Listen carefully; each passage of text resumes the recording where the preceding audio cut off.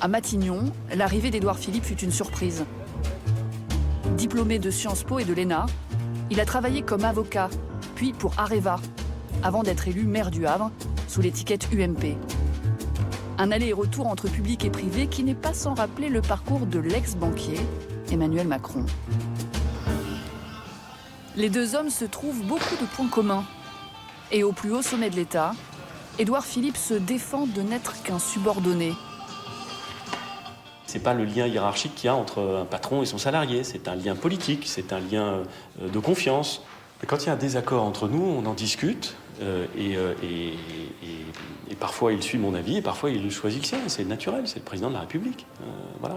Vous rigolez ensemble ? Oui. Et ça, j'y suis très attaché. J'ai toujours essayé de me fixer cette formule, peut-être d'ailleurs que ça se voit pas quand on me regarde, mais j'ai toujours pensé qu'il fallait faire les choses sérieusement sans se prendre au sérieux. En bon Premier ministre, Édouard Philippe doit désormais se faire le VRP des lois Macron. Ce matin-là, il prend le premier train pour Dijon. Avec ses nouveaux amis du gouvernement, Gérald Darmanin, ex-républicain comme lui, Benjamin Griveaux, ex-PS, et Agnès Buzyn, issue de la société civile, ambiance potache, malgré leur matinale. Vous remarquerez une alimentation extrêmement équilibrée. Oui. Je ne veux pas faire de publicité, mais enfin, vous remarquerez que ce matin, mon petit déjeuner est particulièrement équilibré. Comme je suis en présence de Madame la ministre de la Santé, je considère que j'ai une autorisation, mais enfin, je la vois bien qui se consterne.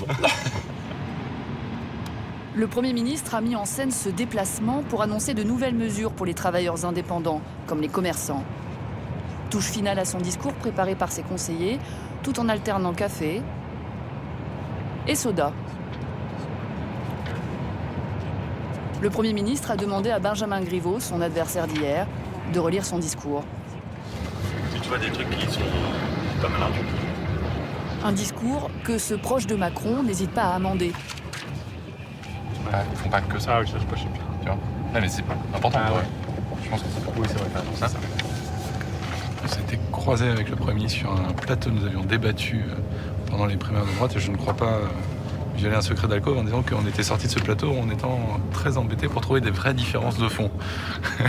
On s'était dit, il y aura peut-être un jour où des types de gauche et des types de droite qui se retrouvent sur un maximum de sujets pourraient avoir envie de travailler ensemble et que ce jour-là, ce serait bien qu'on s'y colle. Voilà. Bon, on ne savait pas que ça viendrait aussi vite. En tout cas, moi, je ne savais pas que ça viendrait aussi vite. Je pensais que ça se ferait avec Alain Juppé. Benjamin pensait que ça serait avec Emmanuel Macron. Bon, ça s'est fait avec Emmanuel Macron. Mais c'est très bien.